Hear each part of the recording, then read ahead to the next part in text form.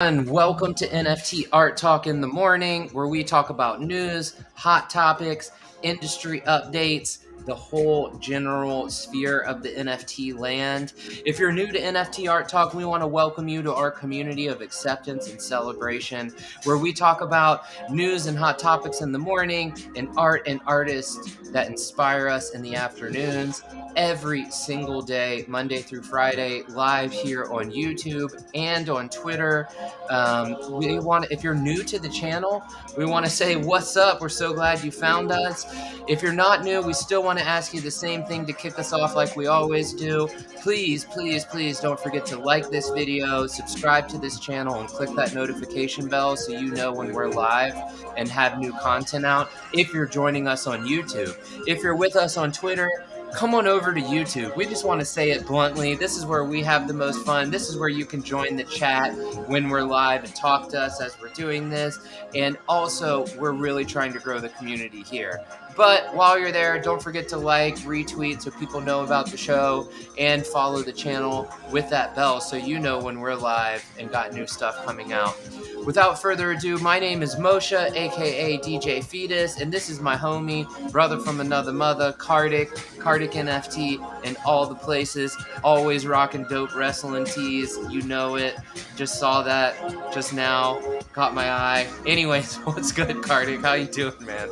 Man, it's tight. I gotta always represent Shawn Michaels, though. You know what's tight about this? He's actually doing the Skandasana pose. So if you're in yoga, there's a pose that's like this, but this pose is actually named after Karthik. So just another kind of like synchronicity kind of thing, man. And I remember seeing him up on the ring, like doing that thing in real life, like you know, like it's real tight. Yeah, so, I wonder if you don't do the muscle flex like this in yoga, but you know, just doing that pose. I was like, man, it's crazy. He's from San Antonio. I'm from San Antonio. That's like an ancient Sanskrit word. That's my name. He's doing the pose. I don't know. So I always find those synchronicities, man. I love that synchronicity. Thanks for sharing that, honestly. Maybe that's why it like immediately caught my eye when I started looking at you. But yeah, let's dive in, man. Let's dive in. It's Monday. I know we're vibing like we said, in the afternoons, talking more about what we got going on and the artists that inspire us at 1 p.m. Central Time every day. So if you want to kick it more with us, hang out there. That's definitely a good spot. Yeah, so let's kick it off like we normally do with some Rarity Tools every Monday morning. Yeah, just some new stuff that looks like it's out. Taboo Punks caught my eye. I don't know. That looks pretty tight. Daddy. Yeah, Queen Apes still up here, which I mean, this is pretty cool. Just seeing females in the ape culture, because it's normally like a bunch of, you know, like Bored Ape. I don't know that maybe there's just a very few limited females. I don't even know if there are. Trap Monkey. I don't think there's any females on Bored Ape, at least when I was looking I don't think so either, right? I love that there's some women featured collections up here. I don't know if they're women owned, but poetry and women, crypto camels. We've seen that up here for a while. I wonder how you get featured on Rarity Tools. Maybe we'll do a little research, bring some alpha to the show. A couple more of the more recent ones.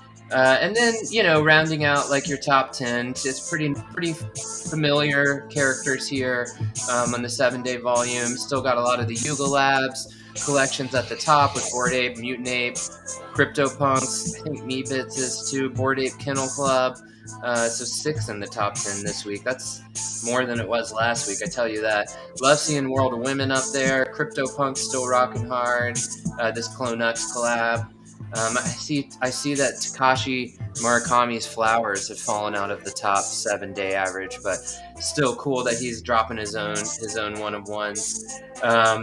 Yeah, I mean, I know we usually bring up the average price when we're looking at all the collections. I know that's something that Karthik and I are kind of interested in. I feel like it's an interesting barometer on the market also, just like how much things are selling for over the last 7 days. I mean, Bored Ape is still crushing it at an average of 104 ETH. So that's what, about 300 grand in NFT in USD, maybe a little bit more, maybe a little bit less. Yeah.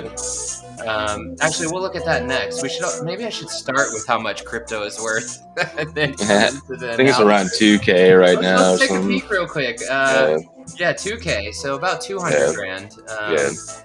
Which is interesting, right? Because, you know, this average price of 104, I think that's down a little. I think it was averaging around 120 when ETH was at about 3K.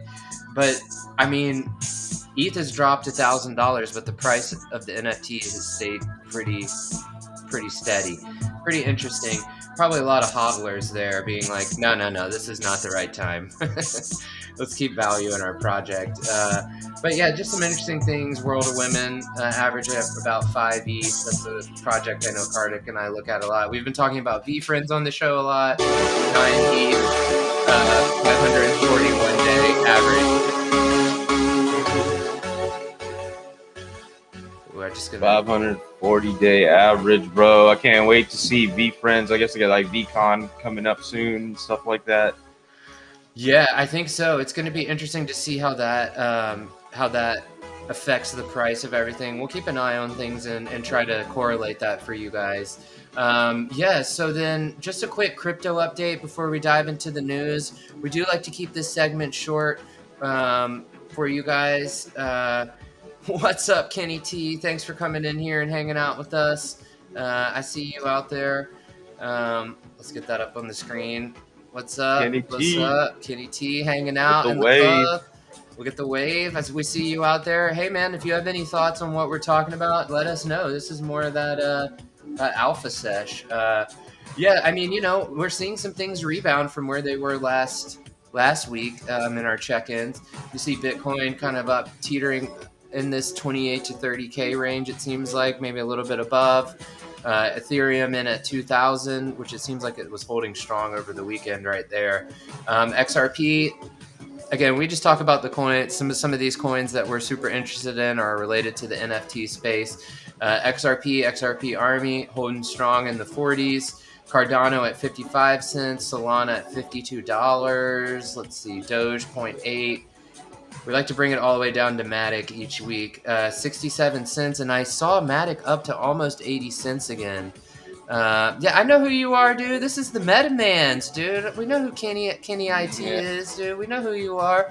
We got the Metamans in the house. The Metas is a really dope collection that's coming out soon, and did a really great collab with one of our people we feature often on the show, Humans. We'll have to get the Metamans collab on the NFT Art Talk in the afternoons. Yeah, man. I didn't know if you had any thoughts on crypto in general, Karthik. I like to we just kind of like to give the update, how the market's feeling. Yeah, I mean, I think the general consensus is like it still kind of follows the stock market. People are like, is it going to go bear? Is it going to go up? But yeah, it's kind of in that medium range of like, do we know it's going to go up or down right now? So obviously, the NFTs are going to reflect that somewhat in their sales and all that, and their volume, and then the cryptos are going to be reflected in there as well. Yeah, and I think in these NFT coins, you kind of see them following, or what Coin Market Cap classifies NFT coins as. You see them following kind of this same thing that we're seeing in the other markets. They're down just a little, but kind of staying strong on their support. This seems very similar to what we were reporting last week. Flow has like jumped above ApeCoin as in market cap, but not in price. But yeah, ApeCoin looks like it's in this $7 to $10 range. Decentraland, same in this like 1 to 3 with Sandbox and Tezos all kind of playing in that range too. And yeah, I mean, it's interesting to look at these as market cap. Like last week, we saw Flow kind of jump above everyone else in market cap. On this chart specifically, we know that you can transact in Flow on Coinbase now and a couple of the larger. On OpenSea and a couple of the larger NFT marketplaces. So very interesting to see that. Let's dive into some news. Karthik, you want to take us down this topic? Yeah, so I thought this was a pretty interesting topic. Web3 giants buying Big3 NFTs indicate utilities of next frontier. So last month, JWS column explained why Big3's plan to decentralize sports team ownership was different, frankly more exciting than any previous endeavor had. The league is giving Fire tier token holders premium seats to every game, the option to monetize team IP, voting rights, and the opportunity to participate in the financial upside when the club is sold. In the week since, the 3-on-3 basketball league co-founded by rapper Ice Cube has announced D-Gods, the Solana blockchain largest NFT community, Gary B, creator of V-Friends, Kevin Rose, founder of Proof Collective, the Moonbirds collection, Bill Lee, and co-founder of Craft Ventures are all buying teams. Rose is partnering with the tech entrepreneurs Sunny Deep and Vinny Lingam Snoop Dogg and Ken Howery also bought a team. While it may seem curious that groups and individuals betting on Web3 success are buying NFTs for the real world access and assets that come with it, Lee explained that the NFT with utilities are actually the next frontier. What Ice Cube is really doing is bringing power of Web3 to the big three. He's making it so that any developer, team owner, sponsor, every fan can create unique experience rewards for NFT holders. So, what I thought was really interesting with this, man, I've always kind of checked out Big 3. Big 3 is like a 3-on-3 basketball league with like old school NBA players that come play in it. So what's really interesting about this is like, because he's running kind of an independent league, and he's been around entertainment forever. He's getting a lot of these people in the spaces to actually buy these teams, implement these NFT kind of protocols into that whole ecosystem, which I think is just beneficial to everything. Because if you look at Ice Cube, he's like an entrepreneur and owner, and he's actually seeing how this is going to transition to like what he's doing right now. And I love it because kind of for these bigger leagues, they are implementing NFTs kind of like trading collectibles, but for him to kind of push it to this level where like these owners are into NFTs or into Web3, they want to see the expansion of it. It kind of gives them more wherewithal to kind of move fluidly and independently throughout that whole system. Because when you're NBA, you have to go through a board of governors, all these people to pass all these things to really like bring it all in together. So what I think is cool about this, man, like anybody who's independent in this space, there's such a like ramp way to do new things. And I think they're giving that leeway to these kind of like entities to do that, because if it kind of works out the way they're seeing it, you kind of will see this transition to like bigger kind of franchises, bigger leagues and things like that. I just want to highlight this article because I'm a big Ice Cube fan, and I think what he's done with the Big 3 is real great, and actually implementing this Web3 I think is going to push it even further forward. Yeah, I think yeah, everything you said is spot on. It's interesting to see how this brings different people into this sphere. I see like basically where I see this news story is everywhere. Like they're not even talking about crypto, but they're talking about like the Big 3 and this like NFT ownership concept and the NFT utility associated with a sports team. I think the other piece that's really, so it's bringing it into new places, again, this mass adoption concept. And then also on top of that, it's bringing a whole new group of people to buy stuff from this team that actually have money, right? Like you could have an owner now in a different country of a team if you can buy, if you're doing, this kind of like NFT ownership concept, so. And this is great for the space because I know he was able to link up deals, I think, with Fox Sports previously to stream all Big 3. So if he's able to still stream all Big 3 on these like major networks and stuff like that, I think that's going to bring more eyeballs to the Web3 space, honestly. Definitely.